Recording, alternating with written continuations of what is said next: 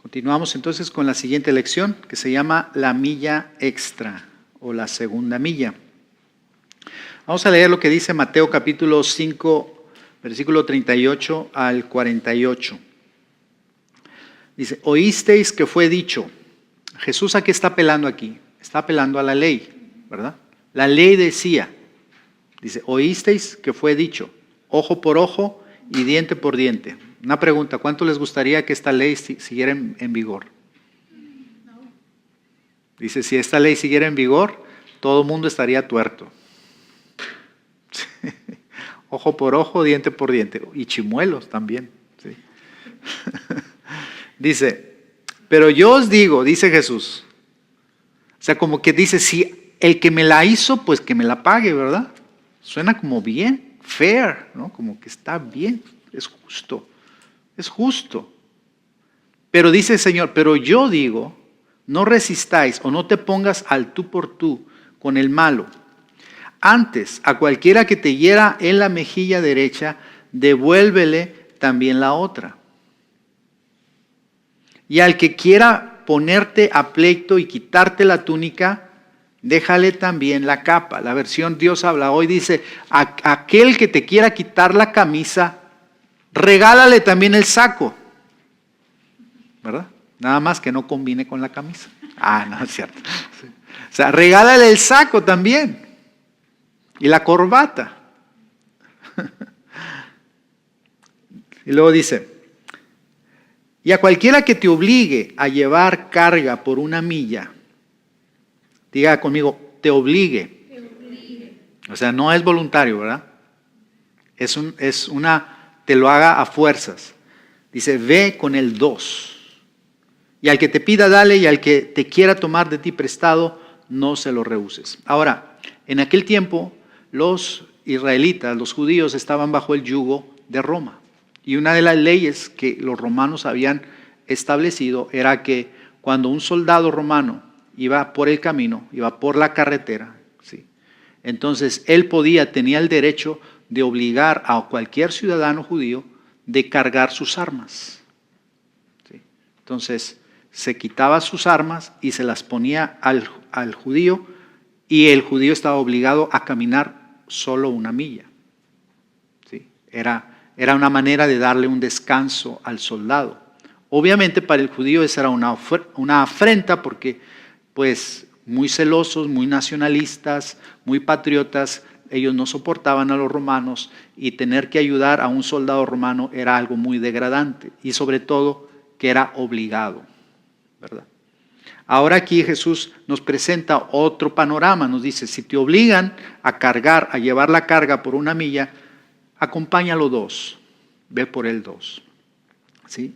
Entonces Jesús vino a poner un nuevo estándar en la manera de relacionarnos con otros. Dijo que no resistiéramos al malo, no te pongas a pelear, a defenderte, a defender tus derechos contra el malo. Dice, si diéramos la otra mejilla cuando nos lastimaran, que diéramos la otra mejilla cuando nos lastimaran, y que entregáramos la capa a quien pidiera la túnica. Pero también nos enseñó un nuevo estándar en nuestra actitud hacia el trabajo. Caminar la milla extra, es decir, vamos a leerlo otra vez. Dice, caminar la milla extra, es decir, hacer todo aquello que se espera de nosotros con excelencia, y después de cumplirlo a cabalidad, hacer más aún aquello que se nos pidió, aquello que no se pidió, pero que es deseable. Ok. Dicen que el tráfico en la segunda milla es muy ligero. ¿Sí? Nosotros la semana pasada estuvimos en California, ¿verdad? Y ahí el tráfico es horrible, espantoso. ¿Sí? Espantoso, es de lo más espantoso que puede haber. ¿Sí? Si tú te quejas aquí del 169, aquí no es nada, eso no es nada. ¿Sí? El tráfico imagínate, todos congestionados tratando de caminar la primera milla. ¿Cuál es la primera milla?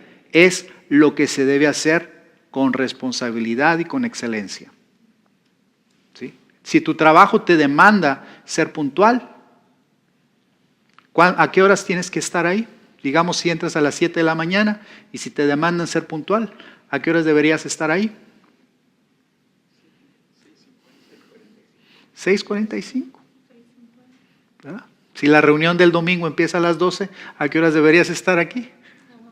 Esa es la primera milla. No estamos hablando de la segunda milla. La primera milla es lo que se te pide. Lo que se te pide. Lo que estás obligado a hacer con excelencia. La segunda milla es, después de haber dado con excelencia lo que se te demanda de tu trabajo, con calidad, es hacer algo extra que no se te pidió, pero que es deseable. Que es deseable. Yo te voy a decir una cosa, hay muchas cosas que Dios no pide, pero que las está esperando. Muchas cosas que Dios nunca te lo ha pedido, pero lo está esperando. Por ejemplo, Dios nunca le pidió a David un templo. Nunca se lo pidió, pero David se lo ofreció. Ahora, Dios no le permitió que lo construyera, pero cuando salió de su corazón de David, te quiero, Señor, no es posible que yo viva en una casa, en una mansión, en un palacio de cedro, ¿sí?, de maderas finas, y que el arca del pacto, el arca que representa tu presencia, esté bajo unas cortinas. No es justo. Entonces dijo, Señor, yo quiero edificarte una casa. Y el Señor le habló al profeta y le dijo, eso que David le nació en su corazón, me agrada, pero no va a ser él el que la va a construir, va a ser su hijo. ¿Sí? Pero David no se desanimó por el hecho de que Dios le dijera que él no le iba a construir, sino lo que él hizo es, el resto de su vida se encargó de almacenar oro, plata, madera, bronce y todos los metales y contratar todo el personal para que cuando él muriera, su hijo pudiera construir el templo. Le proveyó a su hijo todos los recursos. Yo no lo voy a construir, pero le voy a dar a mi hijo todas las facilidades para que lo haga. Qué tremendo. Y Dios nunca se lo pidió. Pero Dios lo esperaba. ¿Sí? Y hay cosas que Dios no nos pide a nosotros y nunca te las ha dicho, pero las espera. A veces Dios es como las mujeres. En ese sentido, ¿verdad? A veces no piden nada, pero esperan muchas cosas. Digan amén las mujeres. Amén. Ok. Ahora, dice, dar la milla extra es hacer lo que se esperaba de nosotros y más. La diferencia entre algo ordinario y algo extraordinario es que el extra que está dispuesto a dar. Nota, dice, en el mundo, cuando la gente no cumple con sus responsabilidades, quien dé más de lo que se pide, tendrá un camino ascendente y pronto estará en la cima. Por eso les decía que el tráfico en la segunda milla está muy amplio, porque hay personas que ni la primera milla cumplen. No cumplen ni con las cosas básicas, elementales. ¿Cuánto más la segunda milla? Ahora uno piensa en el trabajo, como marido, como esposa, ¿sí?, como cristiano, en la escuela, como en mi llamado, en mi ministerio. ¿Sí? Entonces, quien haga la segunda milla, Dios lo va a promover rápido. ¿Sí? Dice, un buen líder inspira a otros a caminar la milla extra. Diga conmigo, inspira. Dice, pero no la exige, porque Dios tampoco la exige. Pero no la exige, ofrece el ejemplo, caminándola él mismo, imponiendo o manipulando, solo se logra que caminen una milla. Y probablemente con mal modo, ¿verdad? Con una mala actitud. Si tú estás constantemente, sean puntuales, lleguen a tiempo. La gente, es que el pastor está cada rato, que puntuales. Ya están, pero a veces con una mala actitud. ¿Sí? Ahora, el extra se da como resultado de la convicción y el compromiso a la obra que realizamos. Es el resultado de una buena actitud del corazón. A nosotros, mi esposa y yo, por ejemplo, los domingos y se dice, bueno, pues sí, es que ellos son los responsables, son los pastores, ¿verdad? Pero nosotros somos normalmente los primeros en llegar y los últimos en irnos. ¿Sí? Dice, pues sí se espera de ellos eso, ¿verdad? Pero cuando una persona tiene una convicción de la obra de Dios, va a caminar la segunda milla junto con nosotros. Por eso dice que el líder inspira. Dice, el hecho de que camines la milla extra no te da el derecho tampoco a exigir o condenar a quien no lo haga, ¿verdad? Tampoco es de que, pues yo aquí le hago de todo, aquí yo me esfuerzo y aquellos flojos no hacen nada, ¿verdad? O sea, no te da derecho de hacer eso, porque luego te amargas, sino que tienes que tener la actitud correcta. Camínala, sigue caminando la segunda milla e inspira con tu ejemplo de servicio a otros para que deseen hacerlo. Todos tenemos obligaciones o responsabilidades que cumplir en la casa, el trabajo, la iglesia, y en cada espacio podemos dar algo más. Podemos dar algo extra. Podemos dar algo mejor, algo con calidad. Ahora, el extra de la visión. El extra de la visión. ¿Nuestra visión cuál es? No sabemos la visión que dice ir y hacer discípulos a todos los habitantes de Estados Unidos, enseñándoles a guardar lo que Jesús nos mandó por medio de grupos de amistad en donde se nos enseña a amar a Dios y al prójimo. Esa es la visión. Todos los días en los grupos la repetimos y la hemos memorizado. Ahora, nuestra visión es ir y hacer discípulos. Pero hay un extra en la visión. Hay un extra en la visión. Entonces, cada uno de nosotros tenemos que tener bajo nuestro cuidado algún discípulo. Algún discípulo. ¿Quién es tu discípulo? ¿Quién es aquella persona a quien tú estás cuidando? ¿Quién es aquella persona a quien tú estás consolidando? ¿Quién es aquella persona a quien tú estás guiando, dirigiendo con el ejemplo para que se afirme en el Señor y para que siga tus pasos? Entonces es muy fácil decir, pues ese es el trabajo del pastor. Sí, pero también esa es la visión de la iglesia. Y tú y yo tenemos que abrazar esa visión. Y tienes que abrazar gente que se convertirá en tus discípulos. ¿Sí? Nosotros venimos de un contexto en el que íbamos a la iglesia. Y lo que celebrábamos eran los cultos. Qué bonito estuvo el culto, qué bonito estuvo la alabanza, qué bonita estuvo la palabra, qué bonita estuvo la enseñanza. Y hasta ahí, y nos íbamos gozosos, sentíamos la presencia de Dios y hasta la próxima reunión. Pero cuando nos involucramos en la visión no termina el domingo. El domingo es una meta. La meta del domingo es que vayan todos mis discípulos, acercarlos para que reciban la palabra, para que crezcan, para que se fortalezcan, ¿sí? Y en la semana seguirlos dirigiendo, seguirlos pastoreando, seguirlos discipulando, ¿sí? De eso hablábamos en la consolidación, hace ratito. Entonces hay un extra en la visión, ¿sí? Hay un extra en la visión. Dice el apóstol Pablo, les dijo a los corintios, 2 Corintios 12, 14 al 15, aquí lo tienen ustedes ahí en su libro, ¿sí? Dice, he aquí, por tercera vez estoy preparado para ir a vosotros. Y no os seré gravoso. No os seré gravoso. ¿Qué quiere decir eso, gravoso? No voy a ser una carga para ustedes. Es como decir, va a venir el apóstol. Necesitamos una casa donde hospedarlo. Necesitamos coordinarle dónde va a comer.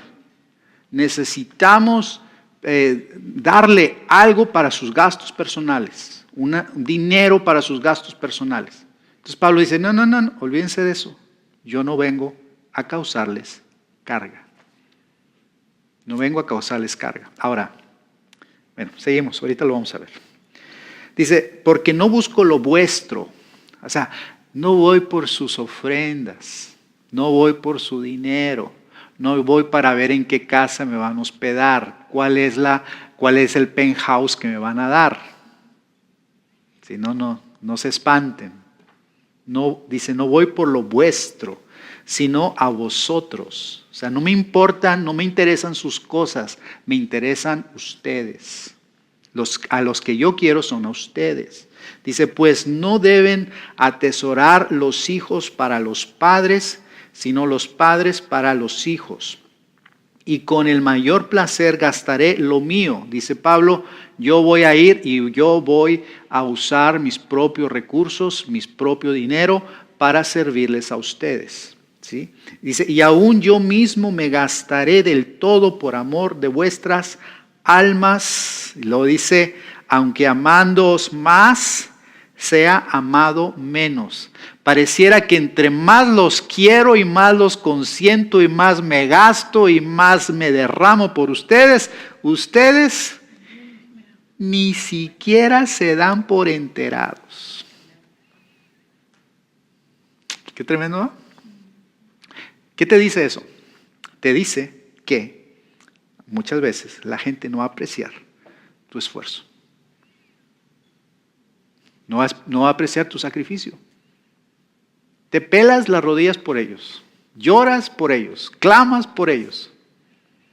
¿Sí? Y luego piensan, el pastor quiere mis diezmos. ¿Qué? Viene porque le doy de comer. Wow. ¿Sí? Eso lo vivía Pablo. Miren, les voy a leer en Hechos capítulo 18 la experiencia del apóstol Pablo. Pablo, tú sabes con quién te puedes recargar y tú sabes con quién no te puedes recargar, ¿sí o no? Tú sabes a quién le puedes pedir un favor y que voluntariamente te lo va a hacer, y tú sabes de quién cuidarte de nunca pedirle nada. ¿Sí o no? Lo sienten, a veces lo sentimos, ¿verdad? Y Pablo pasó eso mismo con los corintios. Hechos 18. Hechos 18. Esta es la primera vez que Pablo va a Corinto. Dice, después de estas cosas, Pablo salió de Atenas y fue a Corinto. Y halló a un judío llamado Aquila, natural del Ponto, recién venido de Italia, con Priscila, su mujer, por cuanto Claudio, que era el emperador, había mandado que todos los judíos saliesen de Roma, fue a ellos. Y como era del mismo oficio, o sea que Pablo tenía un oficio. Dice, se quedó con ellos y trabajaban juntos, pues el oficio de ellos era hacer tiendas, hacían carpas. Entonces Pablo junto con Aquila y Priscila trabajaban haciendo carpas y tenían el negocio de hacer carpas. Entonces Pablo trabajaba, de esa manera sustentaba sus gastos. Y lo dice el 4, y discutía en la sinagoga todos los días de reposo. Entonces Pablo trabajaba toda la semana y solo el día de reposo se encargaba para, dice aquí que discutía. O sea, enseñaba, pero sí discutía, ¿sí? Enseñaba la palabra de Dios y persuadía a judíos y a griegos. O sea, estaba ganando personas para Cristo, estaba evangelizando, estaba llevando la palabra en las sinagogas de los judíos. Y lo dice el 5, miren este cambio, el 5. Y cuando Silas y Timoteo vinieron de Macedonia, ¿de dónde vinieron? De Macedonia. ¿Quién? Silas y Timoteo, que eran columnas, eran colaboradores muy fuertes del apóstol Pablo. Dice, Pablo estaba encargado por entero, dice, estaba entregado por entero a la predicación de la palabra, testificando a los judíos que Jesús era el Cristo. Cuando ellos vinieron, Pablo, dice, estaba entregado, o sea, dejó su oficio para poder dedicarse completamente a la predicación de la palabra. ¿Sí? En Corinto. Eso me dice, y luego lo vemos más adelante, y lo vemos en Corinto, en las cartas a los Corintios, que otras iglesias junto con Timoteo y estos hombres, a otras iglesias enviaban recursos económicos para que Pablo pudiera dedicarse exclusivamente a predicar la palabra. ¿Okay? Ahora, aquí Pablo está dando la milla extra, ¿verdad? Vamos a verlo. Dice, como apóstol, Pablo tenía derechos. La Biblia dice que el que predica el evangelio, que viva del evangelio, ¿no? Sí, dice la palabra. Y aún dice el apóstol Pablo, aún la ley lo dice, no pondrás bozal al buey que trilla. ¿Sí? Y hay muchos pasajes en la Escritura donde Jesús enseña que el obrero es digno de su alimento, ¿verdad? Pero Pablo renunció a ese derecho. Se merecía ser alimentado, obtener salario por presentar el evangelio, aunque los corintios no cumplían con este mandato, no se negó a evangelizarlos. Imagínate que Pablo dijera, llegué a Corinto y esta gente es de Monterrey, esta gente no da, esta gente no entiende eso o son tan inmaduros que se ofenden si uno les pide, entonces dice, pues aquí no les voy a predicar. Sino que al contrario, él se entregó. En este caso, Pablo estaba caminando la segunda milla. ¿Sí? Dice, por el contrario, dice, dio lo que era suyo y dijo que aún daría su propia vida con tal de presentarles el evangelio. Incluso con esta situación de entrega, reconocía que era posible que los corintios lo amaran menos. Como les decía, no siempre la gente va a apreciar tu esfuerzo en la obra. En otra ocasión dijo que se daría todo con tal de ganar a unos cuantos. El apóstol nos dio ejemplo de entrega extra, la misma que se necesita para comprometerse con la obra de Dios. La obra es de Dios. Diga conmigo, la obra es de Dios. Dice, la visión se cumplirá si damos el extra necesario para realizarla. Los líderes y grupos exitosos serán aquellos que siempre dan más de lo que se espera de ellos. Discipular exige mucho de nosotros. ¿Sí? ¿Qué sería lo mínimo? Lo mínimo. Si yo soy líder de grupo, lo mínimo es que yo reciba de mi pastor la enseñanza, la agarre y la estudie, esté en el grupo y dé la enseñanza. Se acabó, ¿verdad? Ya cumplí. Pero eso es cumplir. ¿Sí? O sea, eso es hacer lo básico. Y soy bueno para enseñar. Oré, me preparé. ¿Sí? Pero hay algo extra que yo puedo hacer. Mi trabajo consiste como líder en consolidar a los nuevos. Visitarles. Invitarles un día a un café. Algo extra que yo pueda hacer, aún gastando mis propios recursos, aún poniendo mi propio dinero para poder ganarlos y consolidarlos para la obra de Dios, para que crezcan en el Señor. ¿Ok? Pero eso dice, discipular exige mucho de nosotros. Ahora, dice el siguiente punto, dice, corriendo para alcanzar la meta. ¿Para qué corremos nosotros? Un maratonista, ¿para qué corre? Bueno, depende, ¿verdad? Hay quienes corren como lo toman como una meta personal, ¿no? Voy a participar, yo quiero este año participar en mi primer maratón. ¿Sí? Ya estoy viejito, pero le voy a echar ganas. ¿Sí? Quiero correr mi primer maratón. Abraham también, ¿verdad? Pues en 4 semanas. En 4 semanas, ok. Medio maratón, ok. 5 kilómetros. Son 13.1 millas. 13.1, es bastante, está bien. Bueno, ok. ¿Tú estás corriendo para ganar el primer lugar? No. ¿Pero qué lugar quieres ganar? Mi lugar. Tu primer lugar tuyo. Mi meta es correr, ¿sí? Y llegar a la meta, no importa si sea el último, pero esa es mi meta. Bueno, pero mira lo que dice Pablo, 1 Corintios 9:24. Pero si tú piensas en un atleta profesional, ¿sí? Ahorita, por ejemplo, en el fútbol está la Champions League. ¿Sí? ¿Tú crees que el Barcelona, el Real Madrid, ¿cómo se llama? El equipo alemán de Alemania, esos equipos están nada más ahí para competir o están para ganar? Están para ganar. Y nosotros debemos correr la carrera de la fe para ganarla. Para ganarla. Dice, ahora sí, 1 Corintios 9:24, dice, ¿no sabéis que los que corren en el estadio, todos a la verdad corren, pero solo uno se lleva el premio? ¿Cuántos se llevan el premio? Uno solo. Uno solo. Y no les dan premios de consolación, ¿verdad? Participation trophies, trofeos de participación, sí, como los niños chiquitos, ¿sí? No, solo uno se lleva el premio. Y lo dice Pablo, corred de tal manera que lo obtengáis. ¿Qué te está diciendo Pablo ahí? Juega a ganar, compite para ganar, corre esta carrera para ser el primero, para llegar a la meta y para ser coronado. En este caso, nuestra carrera es que el Señor sea el que nos corone, que el Señor sea el que nos diga, bien hecho, buen siervo y fiel, en lo poco fuiste fiel, en lo mucho te pondré. ¿Sí? Y no decir, pues voy a ver qué resulta, a ver si...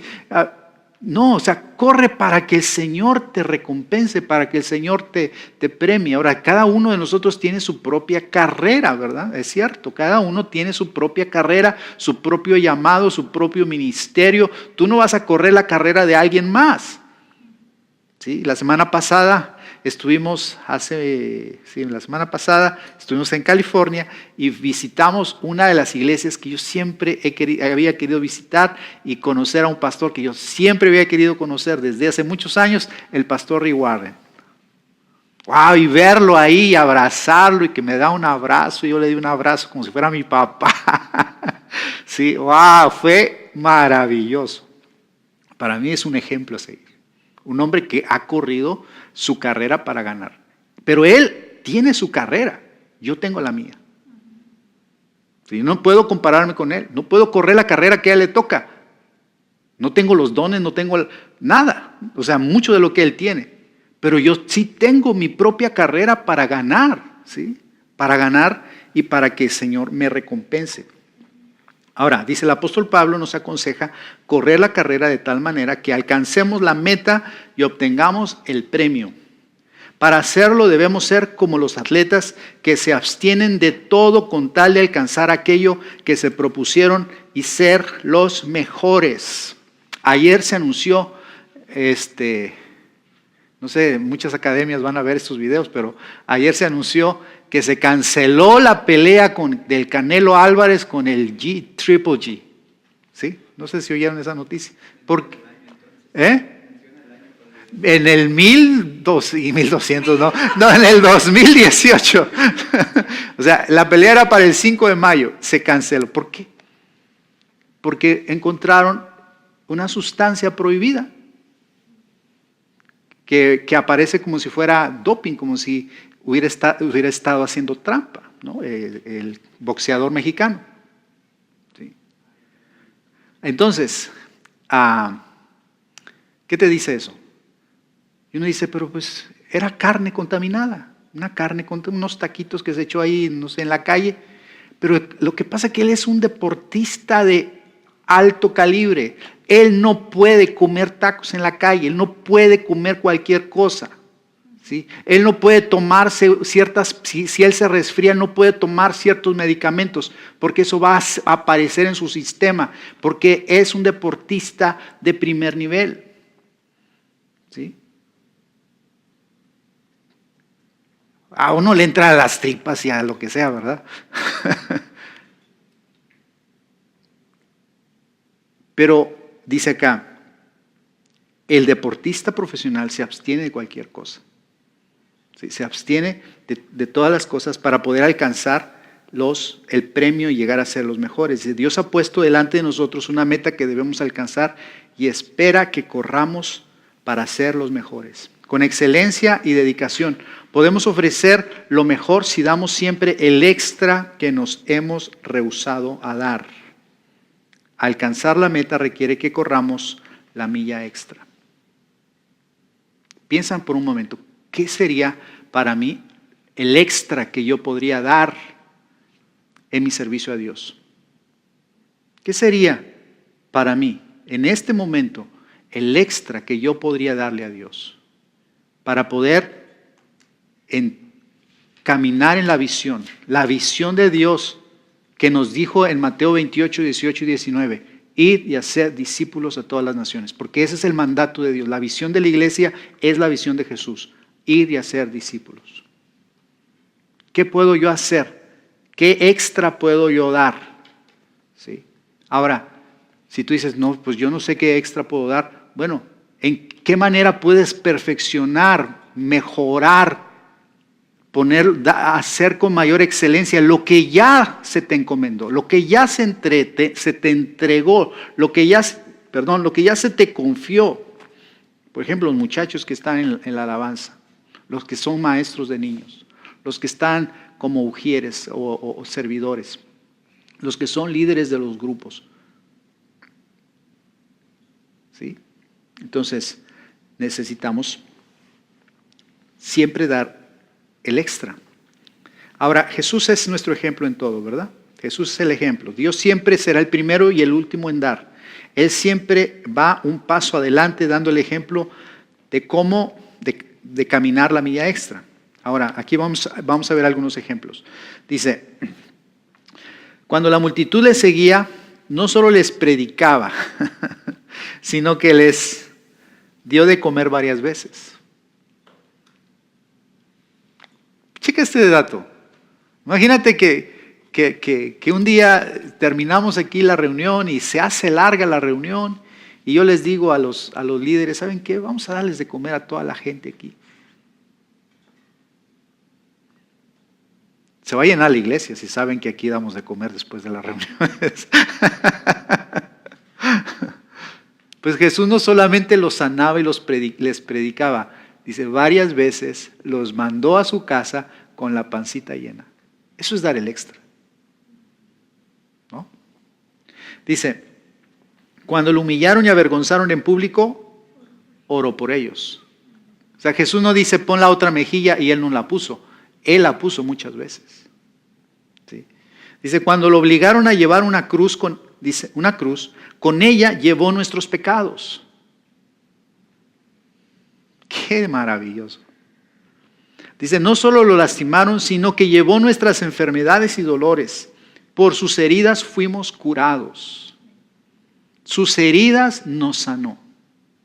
Con sus heridas nos hizo libres de la enfermedad. Si lo mataron, murió. Dice, no solo lo mataron, murió en nuestro lugar. No solo sufrió nuestra muerte y llevó nuestros pecados, también resucitó y nos dio una nueva vida. Aleluya. Le dieron un nombre sobre todo nombre. ¿Para qué crees tú que Jesús tiene un nombre sobre todo nombre? ¿Sí? Apocalipsis lo describe, dice que su rostro es como el sol brillante, dice que su cinturón y su banda que dice Rey de Reyes, Señor de Señores. O sea, él ya Juan lo vio coronado, ya Juan lo vio exaltado, lo vio glorificado. Y dice Filipenses capítulo 2, versículo 10, dice, y se le dio un nombre sobre todo nombre, y toda rodilla, dice, y toda lengua confesará que Jesucristo es el Señor. ¿Ok? Pero, dice acá, y por Él, o sea, por ese nombre, podemos cualquier cosa a nuestro Padre. O sea, es como nuestra tarjeta de crédito. Dice, mira, yo gané esta victoria, yo morí, yo llevé los pecados, resucité al tercer día, aquí está mi nombre glorioso para que por medio de ese nombre, por el crédito que yo tengo, tú le pidas todas las cosas a mi Padre. Eso es caminar la segunda milla, ¿o no? Dice, se sentó a la diestra del trono de Dios y desde ahí, ¿qué hace? Sigue trabajando por nosotros. Intercede por nosotros. Qué glorioso es nuestro Señor Jesucristo. Dice, concluimos. Esto que vamos a leer es tremendo. es tremendo y espero que el Espíritu Santo lo pueda imprimir en nuestro corazón. Pídele al Espíritu Santo, imprime esta verdad en mi mente, ayúdame a entenderla, a tener la revelación de esto que voy a leer. Dice, todo despojo del yo para dar algo extra produce reacción en Dios y en los hombres. ¿Lo leemos otra vez? Todo despojo del yo para dar algo extra produce reacción en Dios y en los hombres. Algo espiritual sucede cuando tú te ofrendas como un sacrificio vivo a Dios. Algo poderoso sucede. Algo que mueve la mano de Dios. Algo que toca el corazón de los hombres. Algo que impacta al Señor. ¿Sí? Algo espiritual sucede cuando tú te ofrendas a Dios y dices, Señor, yo voy a dar algo extra para ti. ¿Sí? La Biblia, por ejemplo, hablando del dar, la Biblia habla de los diezmos y las ofrendas. ¿Sí? Y desde el Antiguo Pacto vemos que el diezmo era algo obligatorio. ¿Sí? Era algo obligatorio, no era opcional para el pueblo judío, era algo obligatorio, era algo de regla. Por eso cuando dice el Señor en Malaquías, dice, ustedes me han robado, porque Dios lo tomó como una ofensa. Ustedes se han quedado con los diezmos que me pertenecen a mí, por lo tanto me han robado y por lo tanto han caído en maldición. ¿Por qué? Porque están violando el sexto mandamiento. No robarás. ¿Y robarle a Dios? ¿Cómo es posible robarle a Dios? ¿Verdad? Entonces, digamos que la primer milla es dar los diezmos. La milla extra es dar algo extra aparte de mis diezmos. ¿Sí? Y piénsalo, por ejemplo, piénsalo también en tu tiempo devocional a Dios. Hay gente que no ora, que no le dedica ni una hora a Dios. Dice la palabra, el Señor le dice a los discípulos, no han podido velar conmigo ni siquiera una hora. Ni siquiera una hora me puedes dedicar en tu día. No me puedes dedicar unos minutos en tu día. ¿En serio? ¿Por qué no le das? ¿Por qué no empiezas a darle al Señor primero la primera milla? Y luego dale algo extra al Señor. ¿Sí?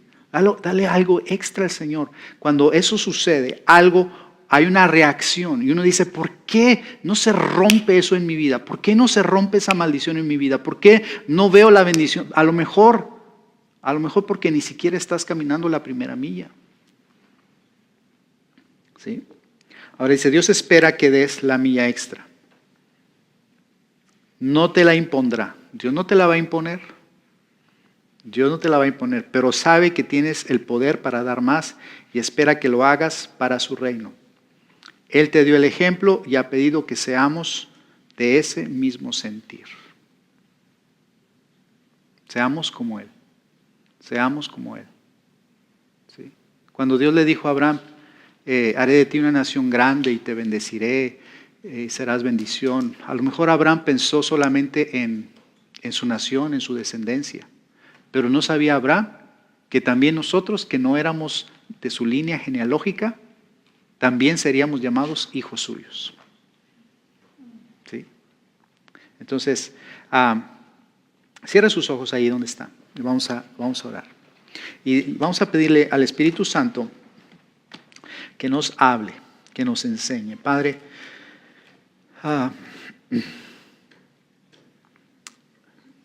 te damos gracias por la salvación tan grande que nos has dado. Te damos gracias por el perdón de nuestros pecados. Te damos gracias por la sangre preciosa que nos ha lavado. Gracias porque sabemos que nuestro nombre está inscrito en el libro de la vida y que tú nos has dejado en esta tierra, Dios, no solo para disfrutar tus bendiciones, no solo para caminar contigo, sino para hacer tu voluntad, para cumplir con tu sueño, para cumplir con el deseo tuyo de que más personas, Señor, vengan a tus pies. Ayúdanos, Señor, en primer lugar, a entender cuál es nuestra responsabilidad qué es lo que se demanda de nosotros como creyentes, como hijos tuyos, al cumplir, Señor, con la visión que tú nos has dado. Señor, ayúdanos a hacerlo con amor, ayúdanos a hacerlo voluntariamente, ayúdanos a hacerlo con gozo, ayúdanos a hacerlo, Señor, con excelencia. Y te pedimos, Señor, que nos des la gracia para poder dar algo extra, algo más, algo que a lo mejor tú no nos los has pedido, pero que estás esperando de nosotros. Padre, te pido que en nuestra iglesia podamos abrir una segunda reunión en español. Danos la fe, en inglés, perdón. Danos la fe, Señor, para hacerlo. Danos la fe, Señor, para poder esforzarnos, para ganar a esta generación para ti, Señor. Ayúdanos a abrir grupos de jóvenes, grupos en otras ciudades. Ayúdanos, Señor, a abrir más iglesias en otras ciudades, en otros estados, Señor, y a ir a todas las naciones, a naciones como nuestras naciones vecinas, como Canadá, como México, Centroamérica, Señor, y llevar el evangelio y llevar tu palabra en el nombre de Jesús. Espíritu Santo, te pedimos nos ayudes. Nos ayudes a hacer todo lo que hacemos con amor y con excelencia para ti, sabiendo que eres tú, Señor, el que recompensas, eres tú, Señor, el que bendices, eres tú, Señor, el que abres las ventanas de los cielos. Padre, multiplica nuestras fuerzas mientras nosotros, Señor, nos esforzamos para hacer la obra tuya en esta tierra, en el nombre de Jesús. Gracias. Queremos, Señor, producir una reacción en el mundo espiritual, una reacción en ti y una reacción en los hombres. También una reacción en el mundo de las tinieblas. Tu palabra dice que tu iglesia tomaría las puertas de sus enemigos y que las puertas del Hades no prevalecerían contra la iglesia. En el nombre de Jesús, te bendecimos y te adoramos. Te damos la gloria y la honra para siempre. Gracias, Señor. Amén.